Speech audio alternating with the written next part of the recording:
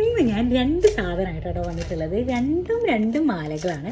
ഞാൻ കോയമ്പത്തൂർ നമ്മുടെ PhDയുടെ അഡ്മിഷൻ എടുക്കാൻ പോയില്ല, ആ സമയത്ത് മേടിച്ചതായിരുന്നു. ഞാൻ കുറച്ച് ദിവസമായി കാണിക്കണം എന്ന് വിചാരിച്ചു, ഇതുവരെ കാണിക്കാനുള്ളൊരു സാവകാശം കിട്ടാത്തത് കൊണ്ടാണ്. അപ്പോൾ ദേ ആദ്യത്തെ മാല വന്നിട്ട് ദേ ഇതാണ്. നല്ല ഭംഗിയില്ലേ, നല്ല റൂബി ബീഡ്സ് വന്നിട്ട് അതിലേക്ക് വൈറ്റ് സ്റ്റോൺസ് വന്നിട്ടുള്ളൊരു മാല കേട്ടോ.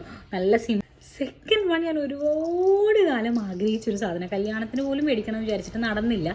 അപ്പോൾ ദേ ഇതാണ് സെക്കൻഡ് വൺ, മാങ്ങാമാല. ഇത് നല്ല നമ്മുടെ സെറ്റ് മുണ്ടിലേക്കൊക്കെ നല്ല രസം ഉണ്ടായിരിക്കും കേട്ടോ.